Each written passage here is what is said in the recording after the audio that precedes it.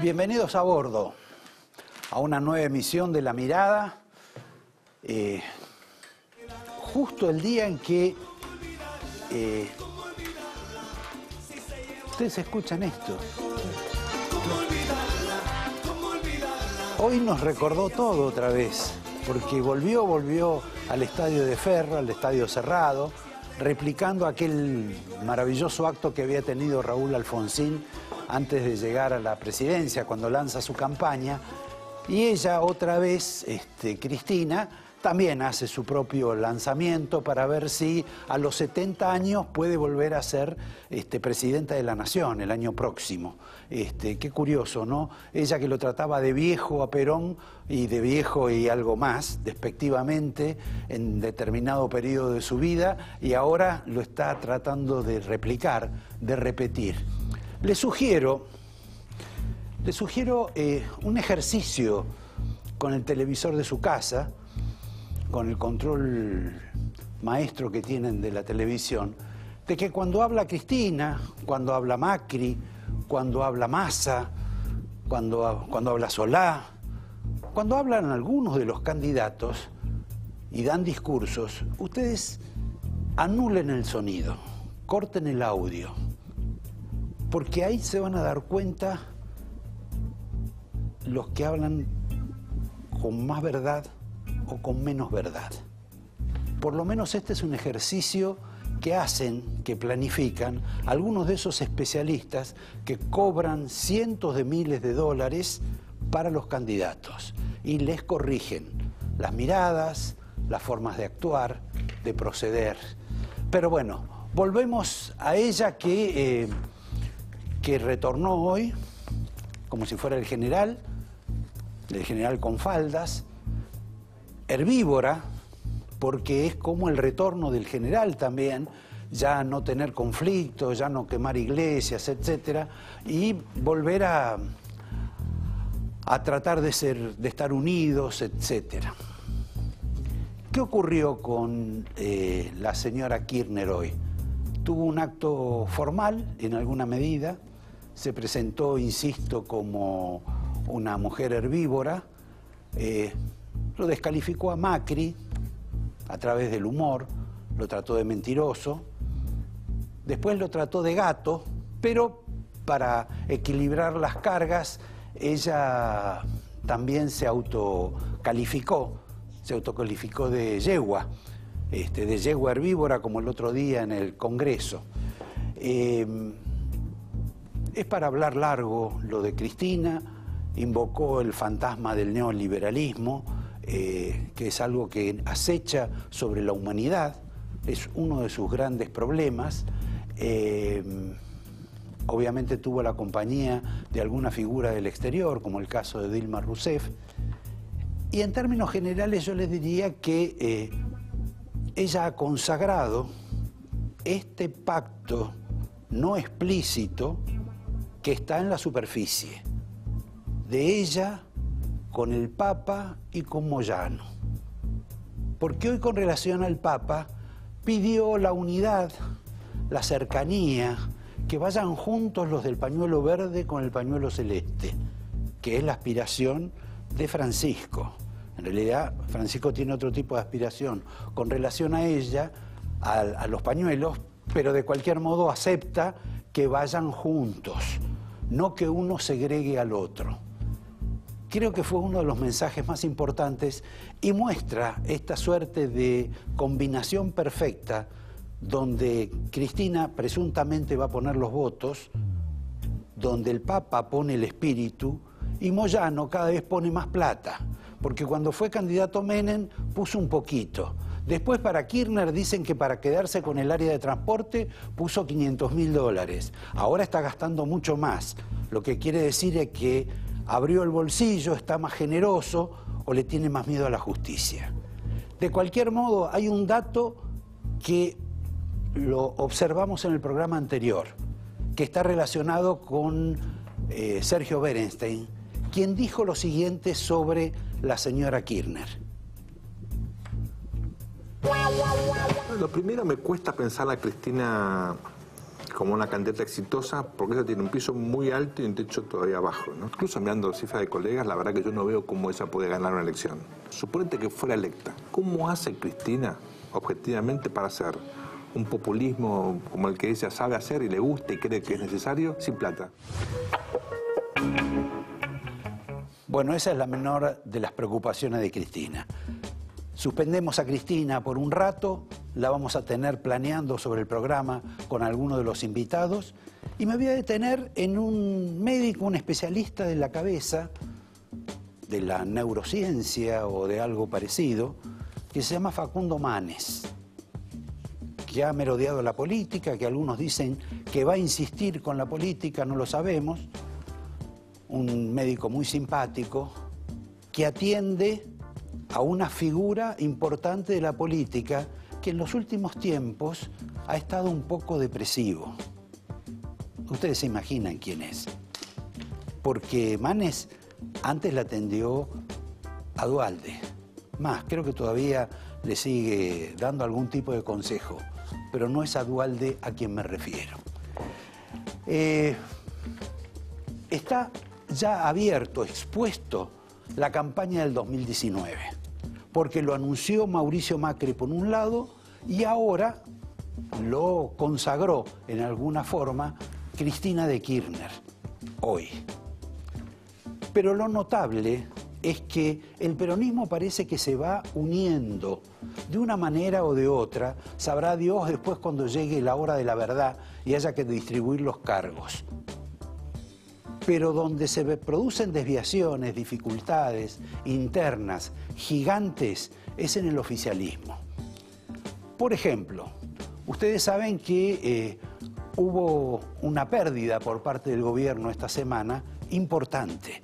Si bien ganó con la aprobación del presupuesto, un hecho estructuralmente importantísimo para la gestión económica, en otro plano institucional, en el de la justicia, perdió la mayoría, o no logró la mayoría, en lo que se llama el Consejo de la Magistratura. El costosísimo Consejo de la Magistratura, donde todavía nadie le ha puesto el ojo de lo que le cuesta a los argentinos. Pero eso es otro capítulo.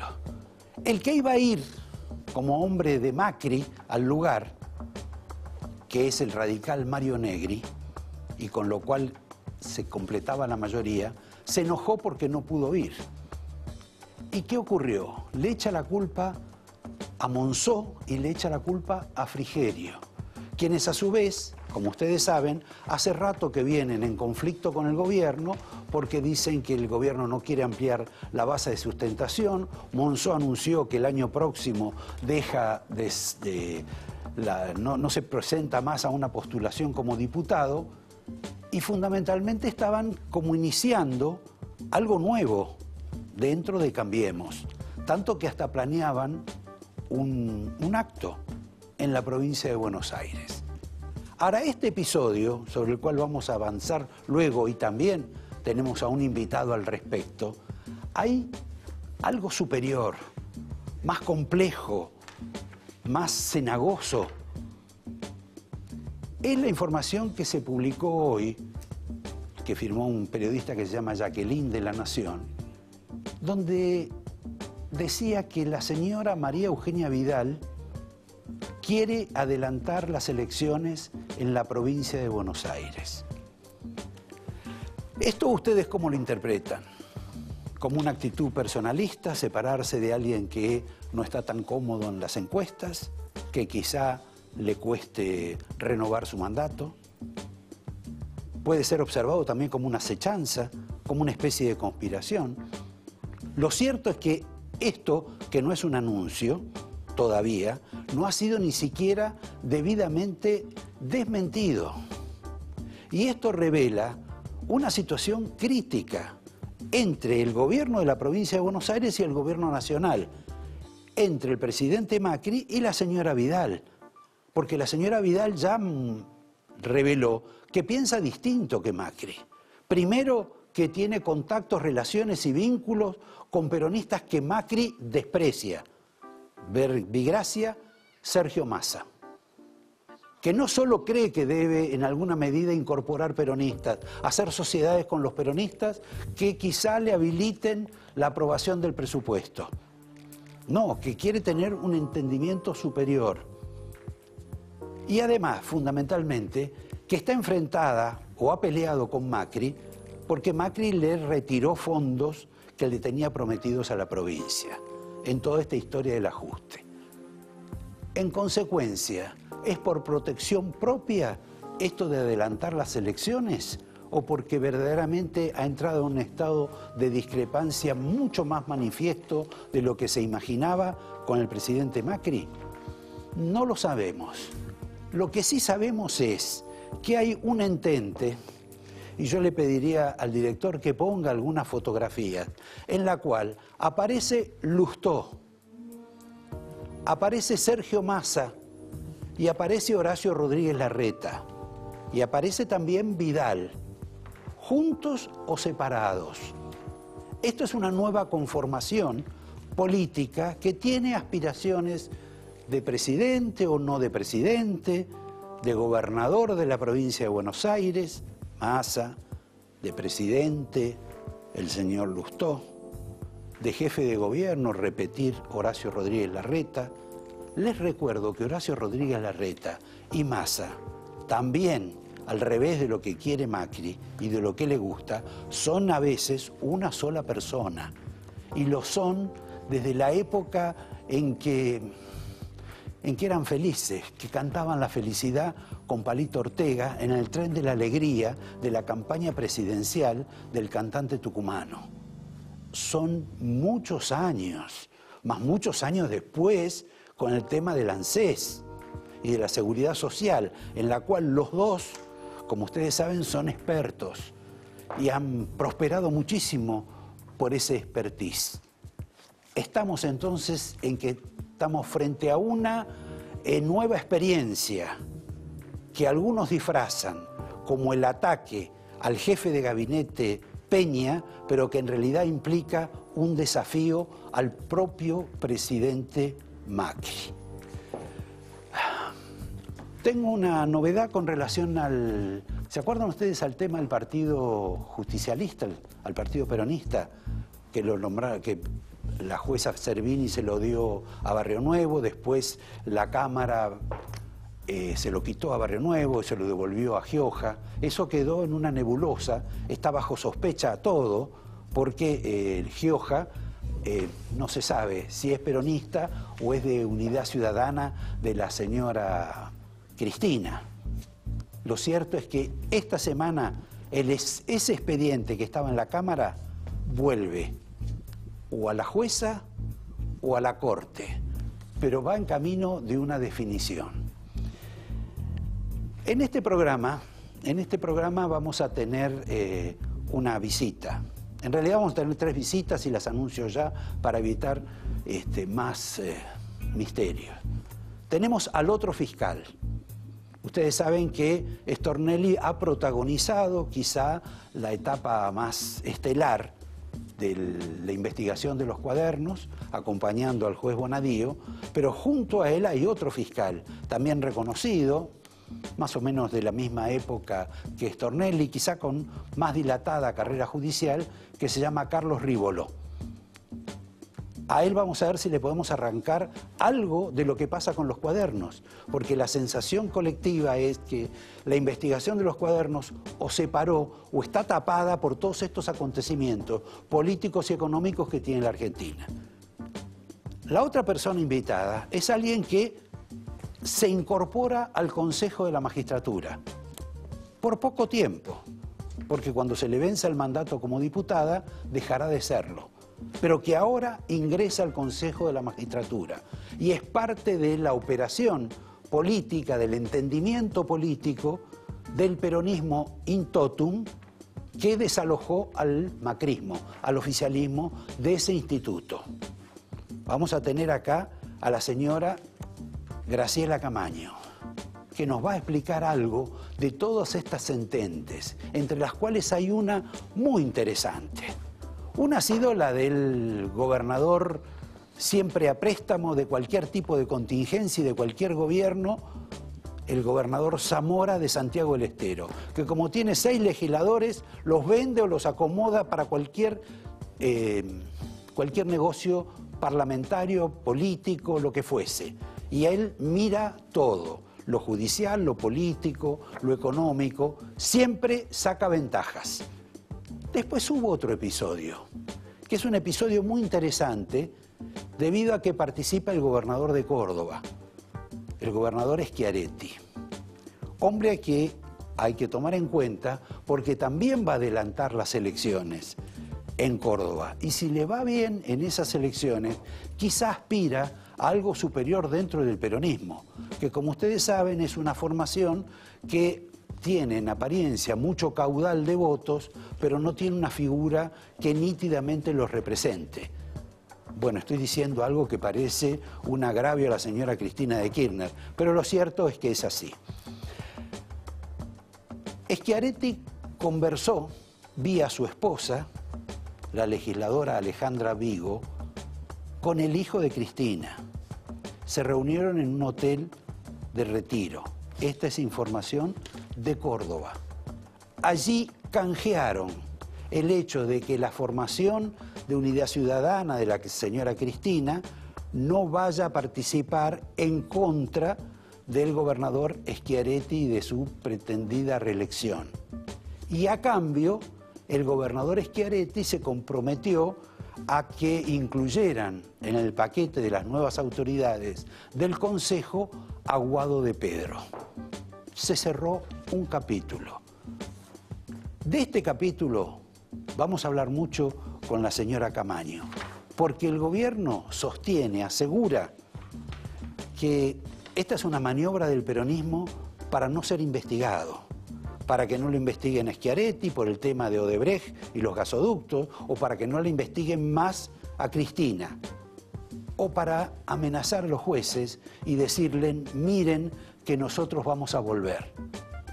Ahora, eso que les retumba en los oídos a ustedes, que lo van a escuchar, lo habrán escuchado esta tarde, que lo van a escuchar esta noche, que hay infinidad de portavoces oficiales diciendo esto y que se va a repetir en forma geométrica en los próximos días, también lleva a otra duda. ¿No es que el gobierno está tan comprometido, por lo menos algunas de sus principales figuras, en el tema de los cuadernos?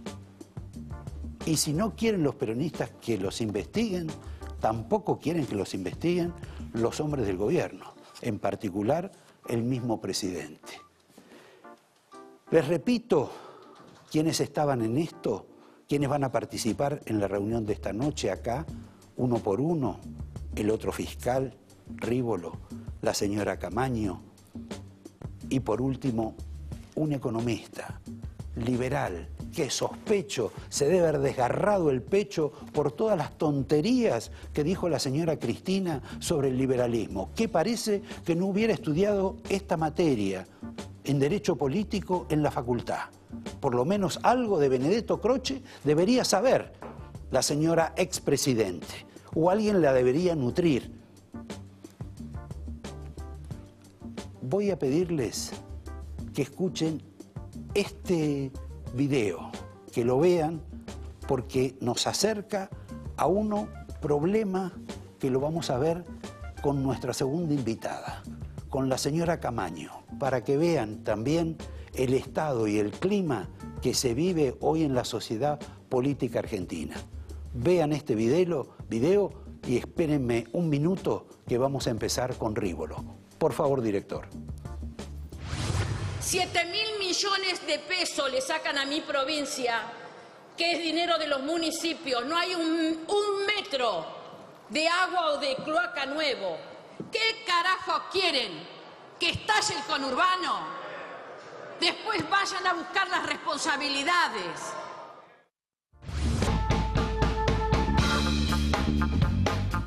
Por suerte este señor está de ese lado y no yo estoy de ese lado, porque si el señor me pregunta, como ustedes saben, interroga a algunas de las personas comprometidas en el tema de los cuadernos. Pero se pasó la euforia inicial de la primera etapa de la investigación. Hay menos arrepentidos que antes cuando aparecen más imputados. Es un fenómeno que no alcanzo a entender bien cómo es. Vos condujiste un diario, con lo cual si yo te explicara que desapareció de la página 3, de la página 5 y de la 7, que son las que el lector habla y tiene de frente, pareciera que está todo amesetado, y la realidad es no, tal vez desapareció de esas páginas, pero invitaría a cualquiera a que venga desde las 7:30 de la mañana realmente hasta las 9 de la noche a la Fiscalía de Carlos Stornelli, donde se está trabajando sobre las pruebas que aportaron los anteriores arrepentidos, sobre lo que antes había en la causa, antes de que yo incluso llegara a darle una colaboración a Stornelli, e incluso algunas cosas que van sucediendo de análisis ahora. No se amesetó, todo lo contrario. Pero en este caso, Carlos, uno, por ejemplo, se enteraba que determinados empresarios, Wagner, por ejemplo, produce toda una serie de declaraciones, señala, puntualiza, habla de la cantidad de plata, etcétera. Hubo varios más que acompañaron ese proceso, hasta hace 2 meses. Sí, claro. Ahora, ¿hay gente que dice lo mismo o no es lo mismo? Yo te diría que lo tuvimos hace 8 días, 7 días, con aquellos que fueron testaferros de Daniel Muñoz, el secretario de Carlos Kirchner, y los testaferros de los testaferros. Entonces, bueno, esta es la última etapa de los últimos 7, 8 días. Mientras tanto, se viene trabajando todo aquel periodo que vos señalás, que al fiscal original, que es Carlos Stornelli, y a mí, nos sorprendió. ¿Por qué? A partir de los cuadernos, que eran fotocopias, con toda la crítica que vos sabés, pero con toda esa crítica se fue tejiendo una escalera de gente que, de por sí, fue golpeando la puerta de la Fiscalía en busca de un acuerdo para brindar colaboración y arrepentirse.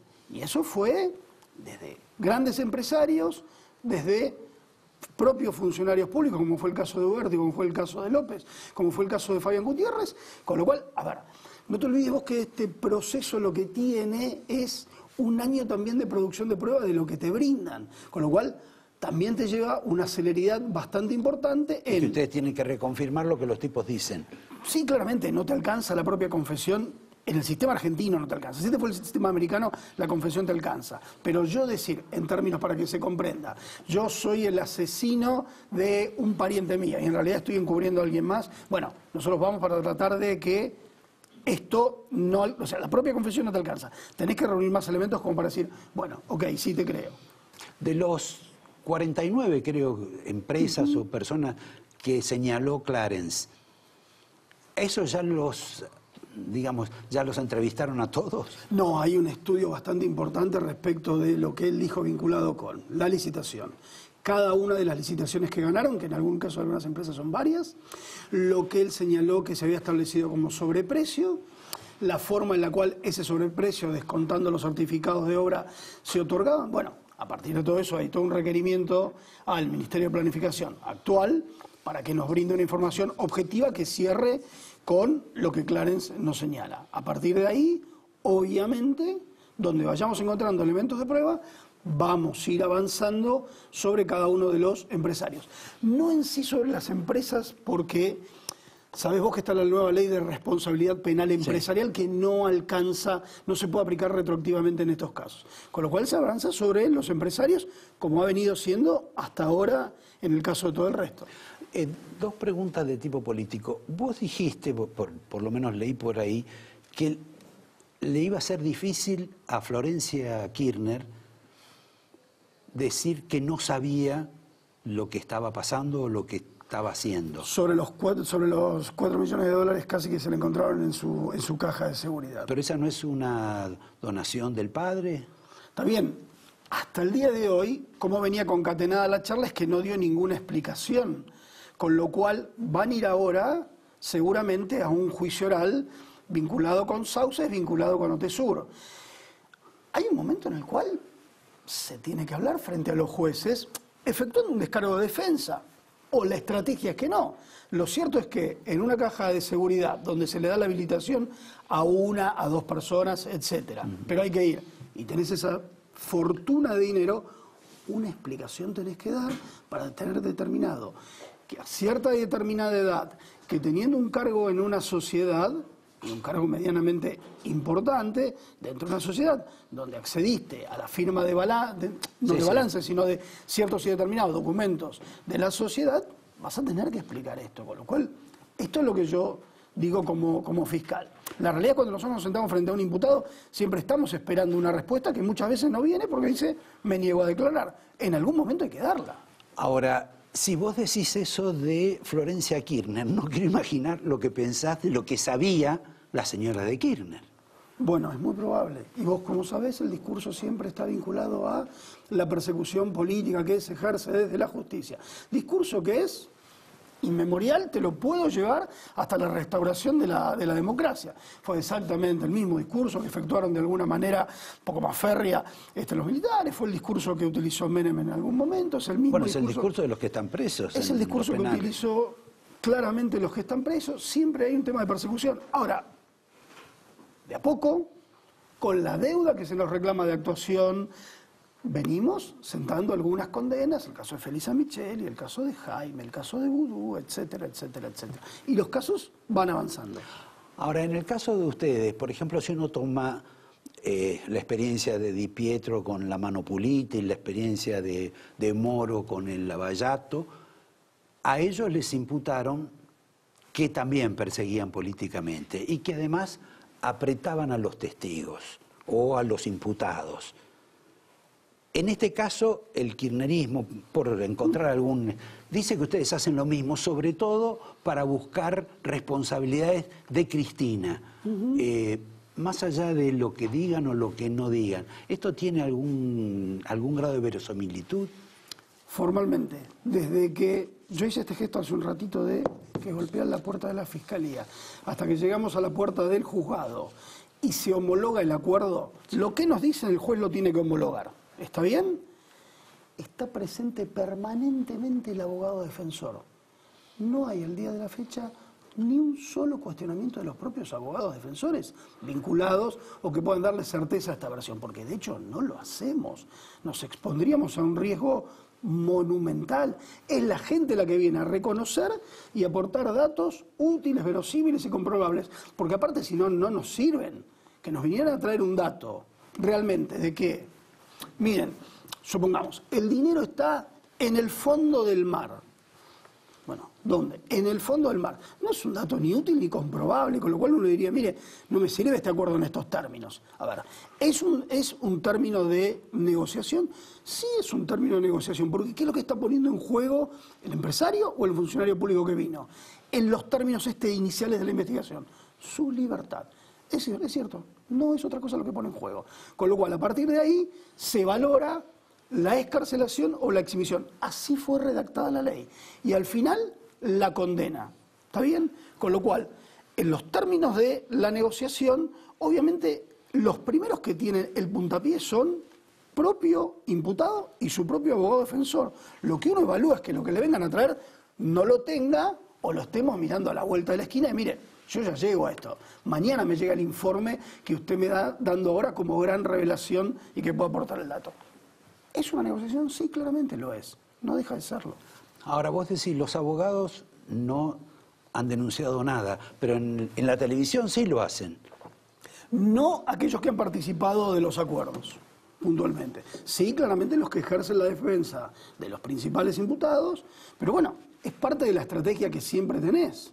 Vinculado con, en un momento es la persecución política, en otro momento es nada, en otro momento están exagerando con la calificación. Hoy, frente a la ley del arrepentido, hay apriete. La verdad es que esto no es así. No hemos tenido ni siquiera, entiendo, hasta el día de hoy, ninguno de los imputados ha mencionado que esto ha sucedido.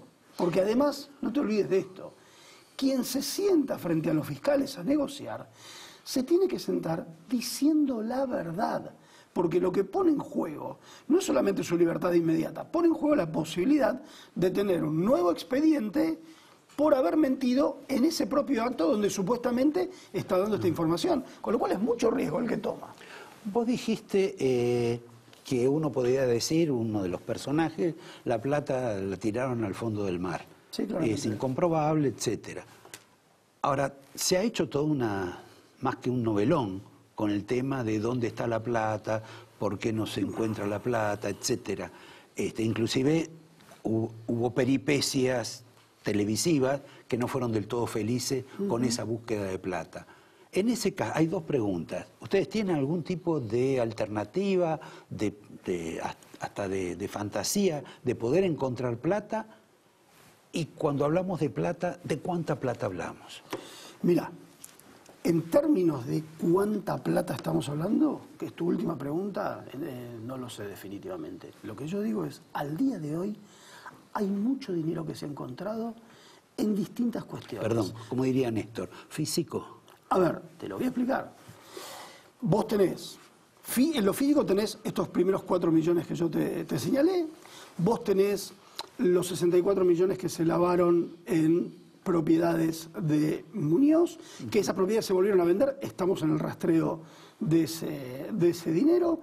Vos tenés, no te olvides que, y olvida Causa Cuadernos, porque Causa Cuadernos es una especie de, si bien es importante por lo que desató vinculado con los empresarios, cuenta lo que fue la obra pública, la concesión, etcétera, etcétera. Con lo cual yo te diría, tenés más de 60 millones de lavado de Baes que se está juzgando hoy físico.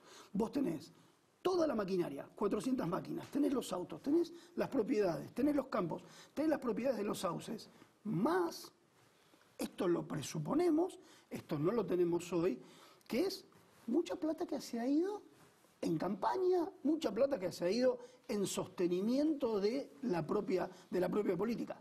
¿Es todo? No, seguramente no lo sea, Roberto. Ahora, el tema es, ya hay dinero. Siempre yo le digo en algún lugar a Casanelo y a Marijuanés, tienen que exponer esto porque a veces no se logra ver lo que han hecho en la causa vinculada con lo que se llama la ruta del dinero acá, con los campos que ya están tomados, las maquinarias que ya están tomadas para el Estado y todo lo que tiene que ver con las propiedades y tiene que ver con los autos. Más allá de no tener la famosa ley que se pelea tanto del decomiso anticipado. Esto ya está embargado, esto ya está en custodia del Estado. Y es una cantidad de dinero muy importante. Si hay más, seguramente lo haya. Si estamos detrás de eso, sí. Todos los fiscales que de alguna u otra manera investigamos esto, más las investigaciones que seguramente vengan en breve, vinculado con Odebrecht, cuando llegue la documentación, determinará, ahí, en teoría, lo que se está viendo son números de cuenta directamente de donde fueron depositados cantidades de dinero. Te estoy despidiendo, te voy a dar el angelito de la casa, que marcador de libros, te voy a dar el vino también de la casa, pero hay dos preguntas que te pido. Siempre estamos por debajo de la ley de ética, con lo cual no hay problema. Bueno, por supuesto. Además, esto es como compañeros de fútbol. Correcto. No de club, no de faltaba club. más. Sí de equipo.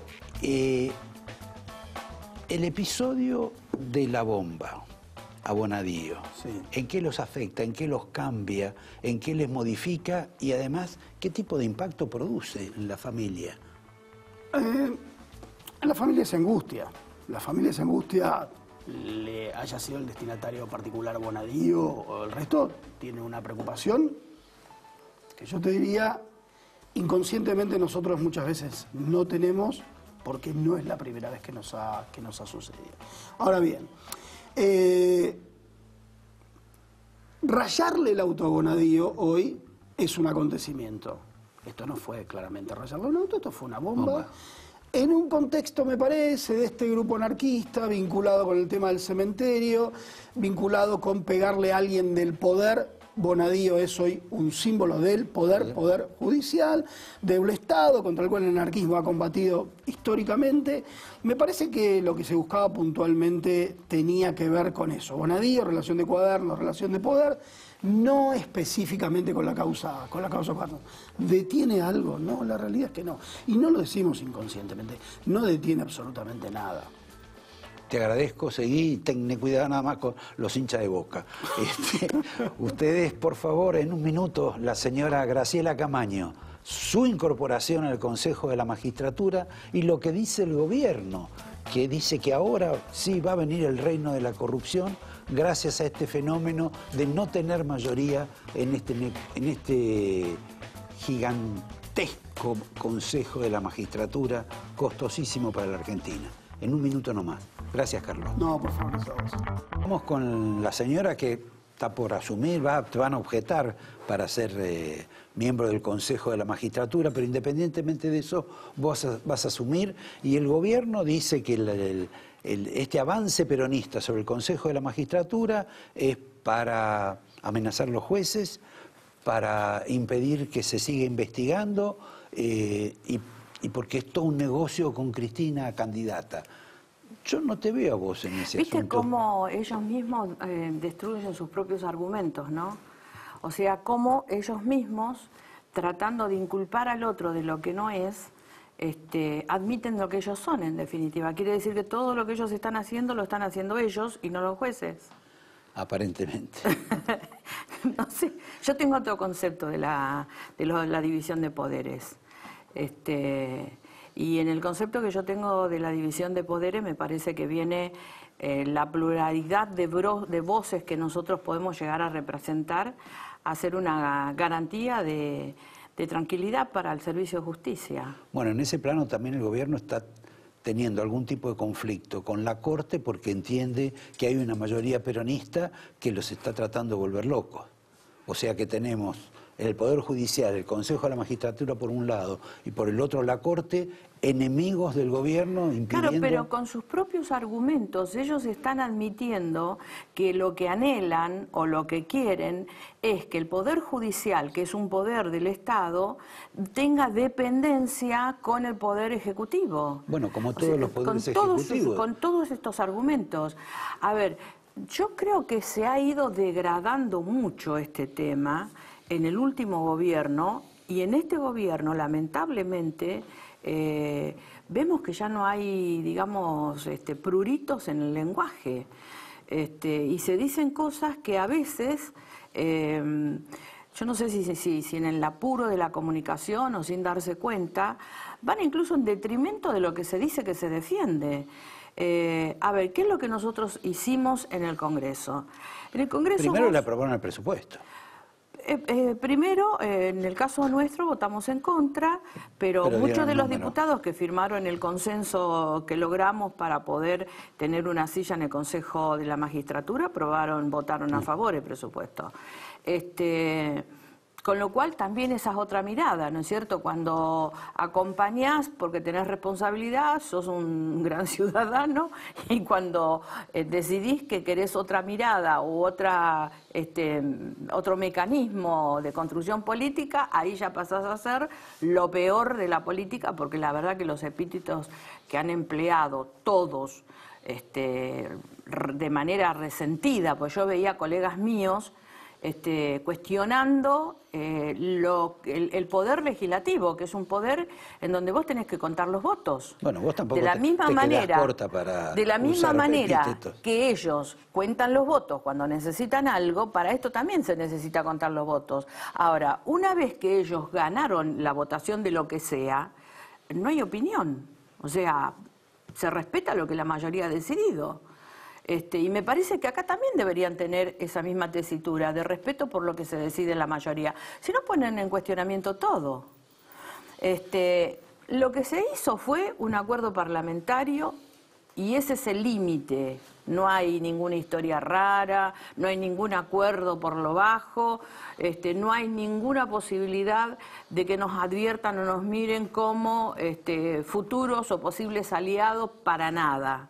Lo que sí es seguro es que las causas penales que tienen todos los funcionarios actuales, que sepan los jueces que con esta persona cuentan para llevar sus funciones adelante con la mayor de las libertades. O sea, porque no puede ser que la corrupción del otro sea más corrupta que la mía. Este es un gobierno que tiene muchas causas judiciales. Entonces yo me pregunto si quieren las mayorías para encarcelar a los corruptos del gobierno anterior o para resguardar a los corruptos del gobierno actual. No te olvides que está el tema de los Panama Papers, no te olvides que está el tema Odebrecht, con la obra en Capital Federal, donde el señor Mauricio Macri fue durante 8 años jefe de gobierno y donde llevan los destinos de la ciudad hace un montón de tiempo. Y no te olvides que está la causa del correo, donde está implicado groseramente el presidente, su familia, el actual ministro de Defensa, ex ministro de Comunicación y funcionarios del área de comunicación. Aguad. Exactamente. Entonces, hay causas que francamente yo pienso que les están picando. Entonces, no se trata de que digan de que esta humilde consejera, que hasta no hace mucho tiempo era una heroica diputada del famoso Grupo A, ahora venga a ser consejera de los cuadernos de Cristina Kirchner. No, eso a mí que no me lo digan. Y a las personas que conocen realmente la historia, que tampoco se la relaten. Eso se lo pueden decir a los troles que hacen operaciones que son vergonzosas en el ciberespacio. Pero bueno, son las cosas que hay que pagar. Cuesta imaginar a vos del brazo con Cristina o a Pichetto del brazo con Cristina. Y bueno, entonces...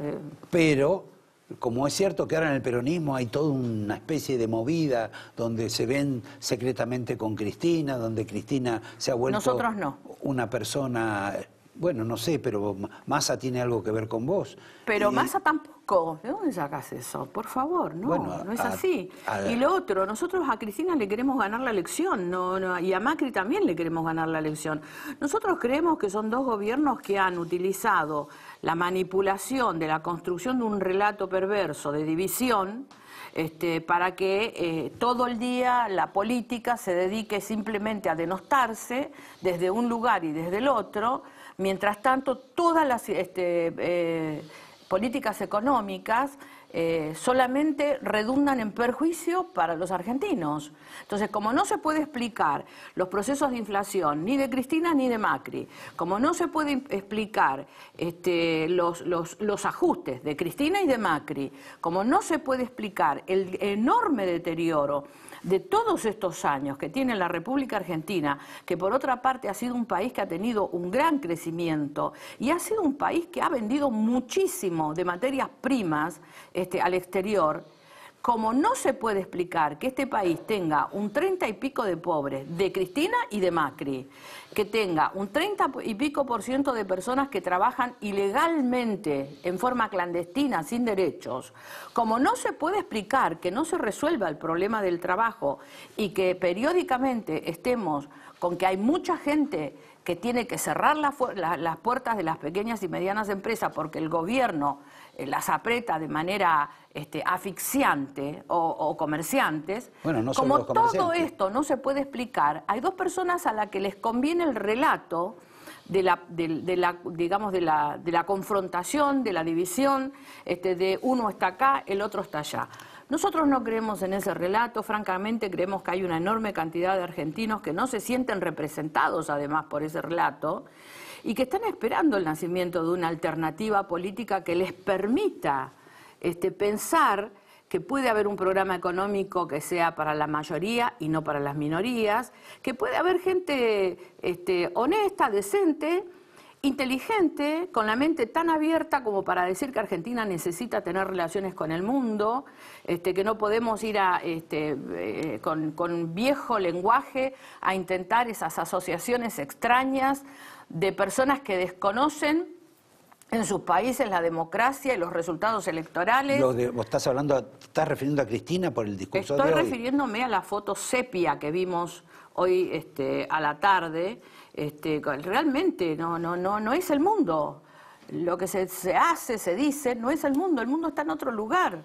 El mundo está en una guerra económica, en una guerra comercial, y el mundo está discutiendo si se resuelve por la vía del multilateralismo o del bilateralismo. Lo vamos a ver con el G20. O sea, la gran discusión es potencias que se pelean y que intentan relaciones bilaterales y el resto del mundo intentando compaginar para que podamos tener un mundo más equilibrado, un multilateralismo político entre los países. Esto es lo que está pasando en el mundo, en donde además se exigen de los países que no haya corrupción, que haya leyes que castiguen la corrupción. Se exige de los países que no haya una mirada hacia el costado para representar grupos de intereses. O sea, una serie de cuestiones que me parece que la Argentina no las tiene resueltas por esta mirada binaria que tienen quien ha sido presidente y quien es actualmente presidente. Graciela, te agradezco, te voy a dar el angelito, te voy a dar una botella de vino, pero me quedó colgado un tema, parece que siempre la mejor pregunta me queda para el final y tengo poco espacio, que está relacionado con tu inquietud sobre los fondos que le cortaron a la Vidal y el impacto que se ha producido sobre la Vidal. Y con relación a eso quiero una opinión y después, la Vidal está tan decaída, tan deprimida, que por ahí ya no le interesa tanto participar de la cuestión electoral del año próximo? A ver, separemos las cosas. Realmente la provincia de Buenos Aires fue la más afectada y mi discurso, que fue muy enfático, tuvo que ver con advertir que la dirigencia política le roba las bancas a la provincia de Buenos Aires. Vienen dirigentes que viven en la capital federal o en el Calafate y nos sacan las bancas de representación en el Congreso. Por eso nadie levanta la voz y por eso extraña tanto que un diputado de la oposición levante la voz. Yo te puedo asegurar que el diputado correntino kirchnerista, que no tiene nada que ver con el oficialismo de corriente, hizo casi el mismo discurso que yo en defensa de su provincia. Entonces, lo que extraña, lamentablemente, en el Congreso es que alguien hable de la provincia de Buenos Aires. Lo que yo advertí esa noche con el trabajo del presupuesto a último momento, porque los retoques fueron de último momento, era que a la provincia le estaban sacando más de 40.000 millones de pesos. Y eso no me parecía que había gobernadora que decirlo. ¿No lo sabía la gobernadora? Mirá, por todo lo que pasó al día anterior, yo me imagino que por lo menos no tendría cuantificado. Acordate que al día anterior la fueron a buscar con un helicóptero para traerla, quien cerró todas las negociaciones, que fue el ministro Frigerio. Yo no conozco mucho la interna de Cambiemos en la provincia de Buenos Aires, pero se la ve muy sola. Esto es un dato de la realidad, ¿no es cierto? El recorte presupuestario, todo el ajuste recayó en la provincia de Buenos Aires. Todo el ajuste cayó ahí. Cuando decís sola, ¿qué significa? Significa con con un gabinete que no tiene potencia, con muchos problemas y bueno, y con esta cuestión presupuestaria que no es un tema menor. Me parece que vamos a tener que volver a hablar de todo el fenómeno Vidal. Te agradezco a vos que nos hayas iluminado un poco sobre este tema del Consejo de la Magistratura y la independencia del Poder Judicial. Ni con Cristina, ni con Macri, por lo menos es lo que jura la señora Camaño. En un minuto los voy a ver con Germán Fermo, que sospecho va a defender a los neoliberales ante Cristina, y la despido a Graciela. Gracias por venir. Gracias, muy amable. Sí.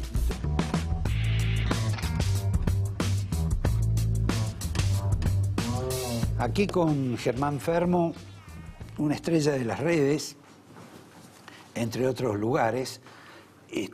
Inevitablemente no estaba previsto, no lo quería hacer, no lo pensaba hacer, pero vamos a hablar de esta mujer que hoy te ha convertido a vos, primero en neoliberal, cuando yo creí que eras liberal, pero supongo que integrás esa especie de ejército fantasma que está acechando a la Argentina y que está chupándole la sangre a todos los ciudadanos de este país. ¿Te vas a defender o vas a atacar? Voy a hablar como liberal, creo que ni atacamos ni defendemos, de eso se trata ser liberal. Primero, nunca entendí la diferencia entre liberales y neoliberales, esa yo no la tengo. Pero bueno. ¿Les gusta más el insulto de neoliberal? ¿A quiénes? ¿A nosotros? Sí, al populacho, al populismo barato, sí, el populismo barato va con neoliberal. Me gustaría tener uno enfrente y decir, che, definime liberalismo, dale vos que lo ataca, y no saben ni de qué se trata. Fíjate una cosa, lo estamos hablando atrás de cámara. Yo viví en Suiza 4 años. Los suizos no son liberales, son socialistas. Pero los suizos hacen algo por lo que acá te definen como liberal. No gastan de más, tienen equilibrio fiscal. Vos acabas con el equilibrio fiscal y no sos socialista como en Suizo. Ya te dicen que sos, no sé, un gorila neoliberal, es un delirio. Lo que proponemos es... Bueno, los suizos solo no, los alemanes hacen lo mismo. Alemanes, un montón, noruegos, suecos, todos ellos. A ver, ¿qué aprendieron en la Segunda Guerra Mundial probablemente? No podemos gastar más de lo que producimos, y ahí tenemos una regla fiscal. Bueno, acá eso te convierte en una especie de enemigo social, cuando en realidad es el Estado grande, el Estado bobo, ese Estado gigantesco el que nos vive quebrando. Esta crisis que tenemos ahora es por un Estado enorme, y otra vez volvemos a hablar por el aire, y quienes proponemos tener un poco de conducta fiscal, bueno, nos tildan de estas cosas extrañas, ¿no? Pero bueno, es un honor ser liberal. Está bien, pero ¿cuál es la razón, la explicación? No digo que lo veas desde la economía, sino como un observador, de que exista este continente que en alguna medida participa Cristina, pero no es solo Cristina, es una cantidad de personas que no son cristinistas, otros que son peronistas, y otros que son de este gobierno, porque este gobierno tampoco tiene nada de neoliberal. Es casi vergonzoso y falso que Cristina diga que este es un gobierno neoliberal, ¿o no? Es un insulto al liberalismo. Decir que este gobierno es liberal, no, te voy a sacar el neoliberal. Decir que este gobierno es liberal es un insulto al liberalismo. Este gobierno es socialista, punto. Obviamente no tiene el populismo extremo que tenía el anterior, institucionalmente son mucho más potables, eso hay que darle a la derecha, pero a nivel macro han hecho las mismas macanas que han hecho los anteriores. Por lo tanto, este gobierno está terminando a nivel macro peor de lo que heredó el gobierno anterior, lo cual era impensado 3 años atrás. ¿Y qué es lo que les ocurrió? Bueno, yo creo que tuvieron un exceso de ego al principio. Yo creo que acá hay 4 o 5 economistas le dijeron a Mauricio, che, nosotros somos los Golden Boys, somos lo mejor que hay en el mundo, por lo tanto, quédate tranquilo que llegamos nosotros y nuestra sola presencia va a generar una lluvia de inversiones. El presidente Macri, que es ingeniero, le leyeron el diario Irigoyen y lo compró. Entonces, ¿qué le dijeron? No digas lo mal que estamos en el 2016, porque nosotros, los Golden Boys... No, pero esa historia ya la vimos. Hoy sigue lo mismo.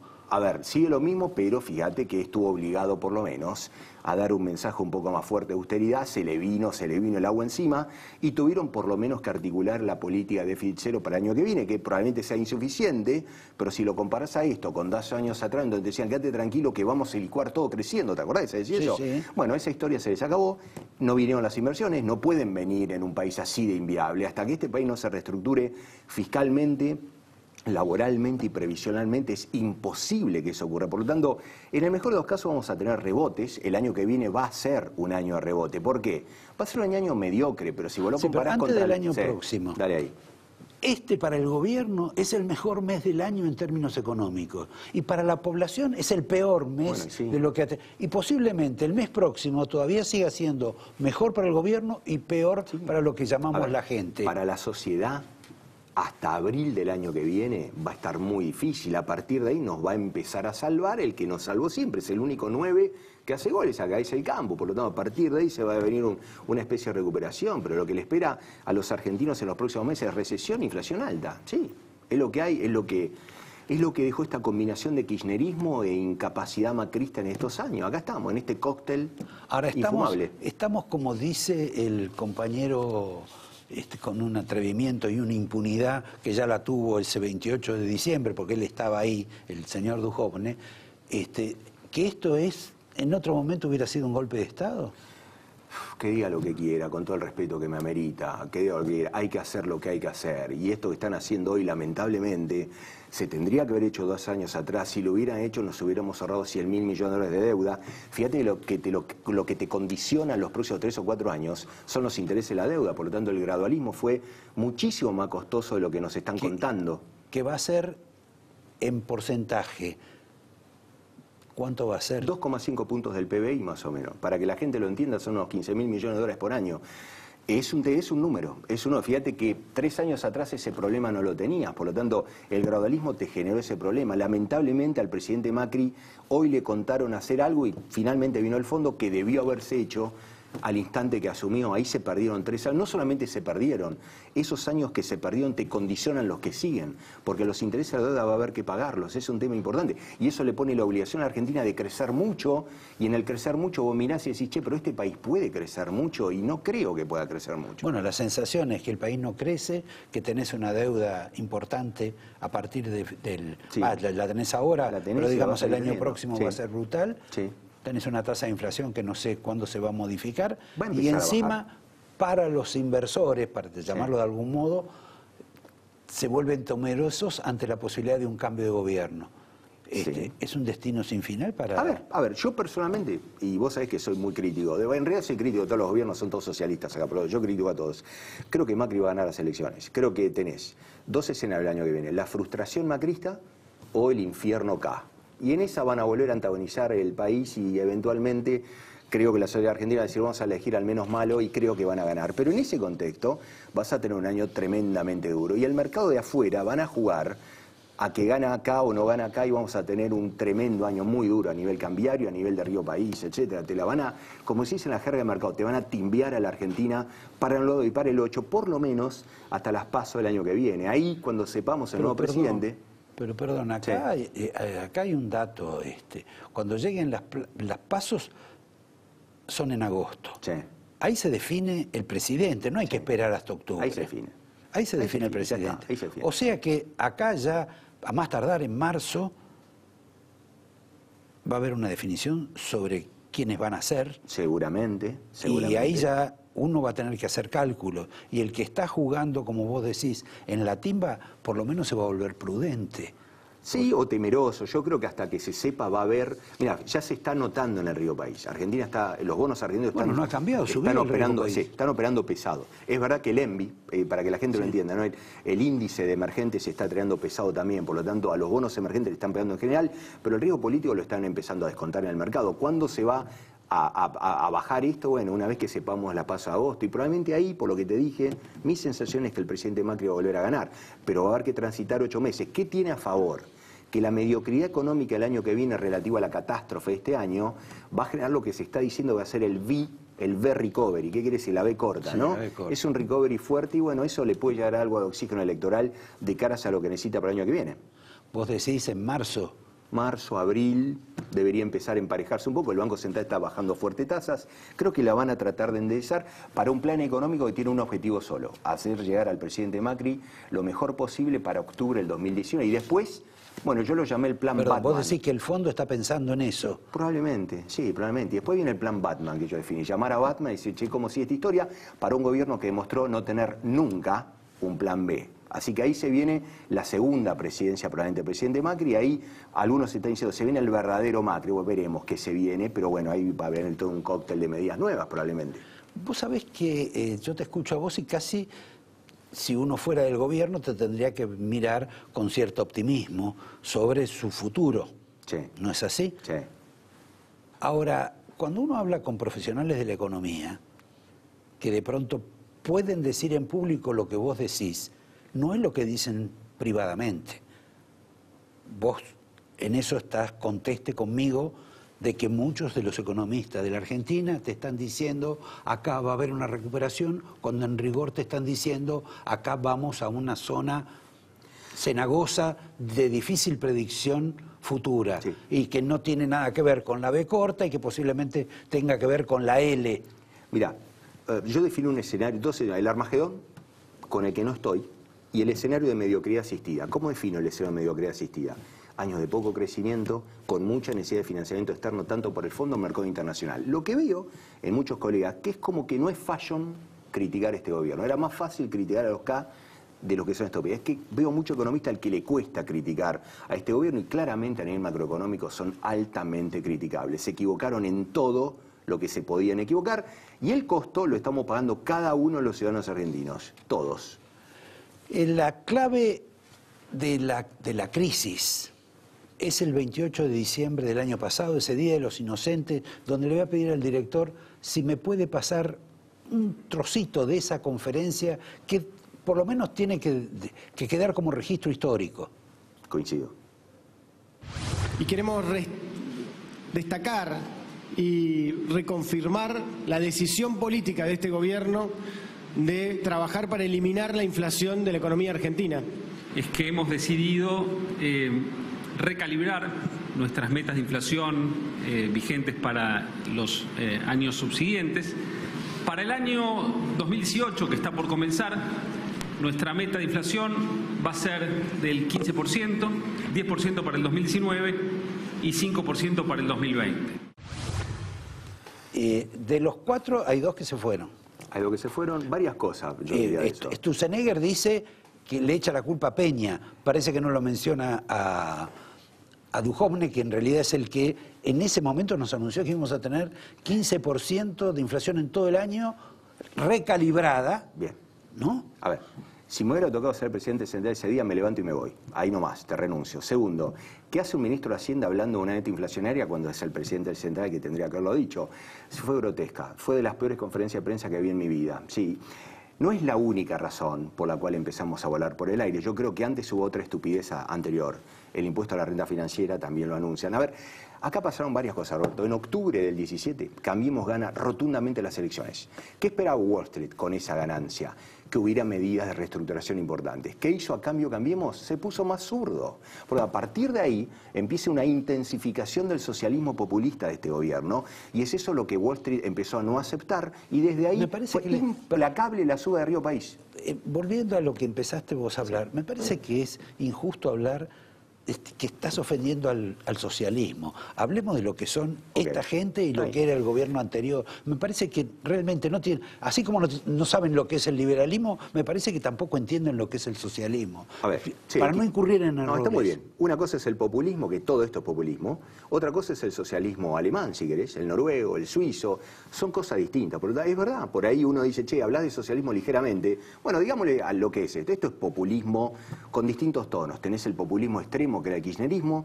Este es un populismo más tranquilo, si lo es, pero populismo al fin. Y bueno, ahora vamos a un año electoral donde todos van a ser populistas. De golpe todo el mundo está hablando de dar beneficios a todo el mundo, cuando en realidad los que pagan las fiestas son los mismos privados. Vos veías al Congreso aplaudir el nuevo impuesto a bienes personales otra vez, cuando 2 años antes dijeron quédate tranquilo que se elimina.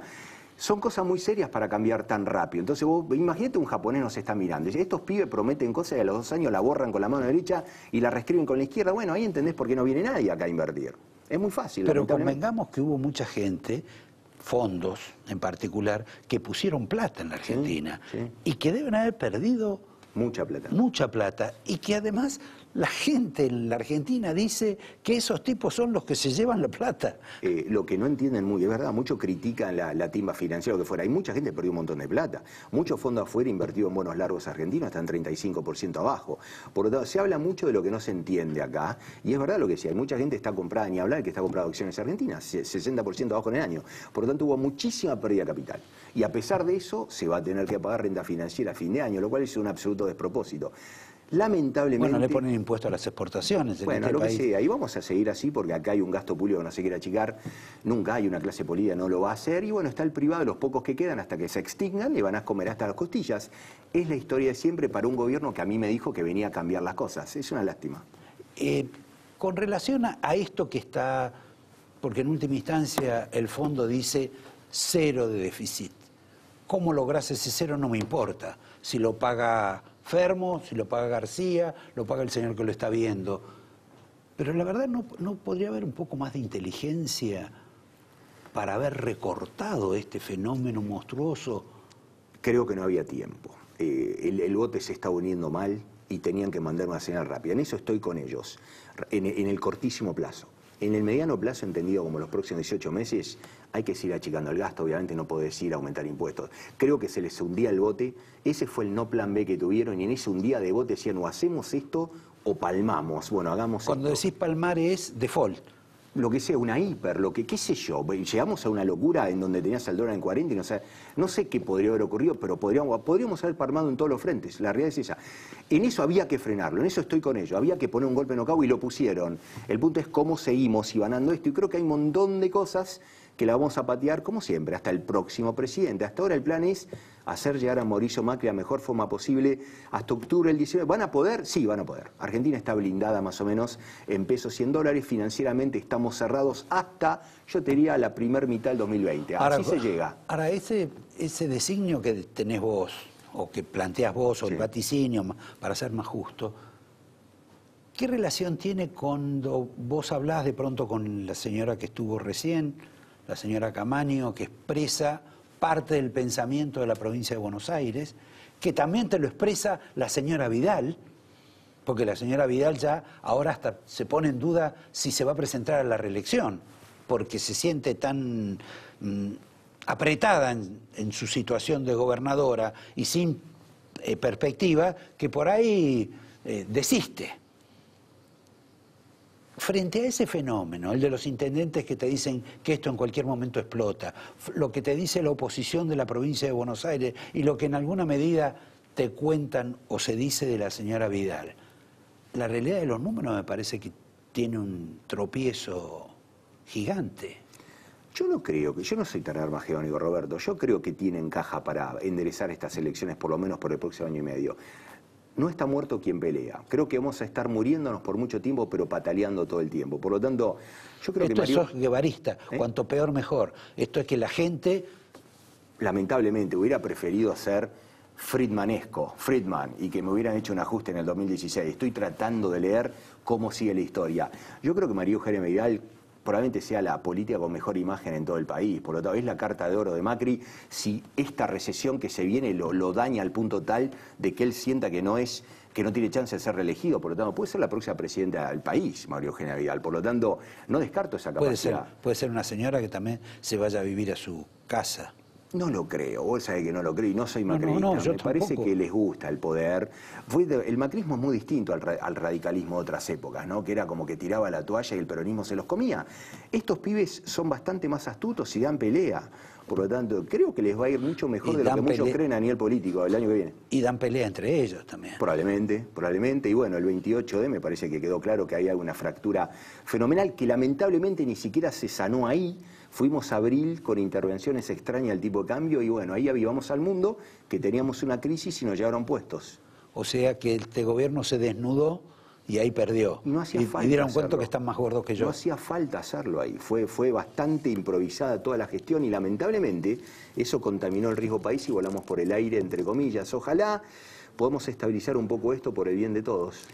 Te doy el angelito, te doy el vino y también te despido con una pregunta que tiene relación con lo que dijo nuestro conocido y seguramente liberal, no neoliberal, Javier Milei, con relación a todos estos proyectos, el de Pedro, el de varias mujeres de diputados a favor del guiso, de la naranja, de Avellaneda, capital del fútbol, de la futbolista, que todo de un modo u otro implica algún tipo de subsidio. ¿Qué es lo que le pasa con toda esta gente? Con la gravedad que tenemos estar dedicando tiempo a esas cosas. No sé lo que dijo Javier, que es mi amigo. No, dijo 20.000 insultos. Mi sentido común no me alcanza para entender por qué nos concentramos en estos temas con la gravedad de los otros temas. Ahí me quedo. Nos quedamos con el sentido común que él tiene perdido y yo también hace mucho tiempo, más bien de chiquito. Los veo el próximo lunes, les agradezco la compañía, nos vemos y a vos también te veo. Un placer. El hombre mira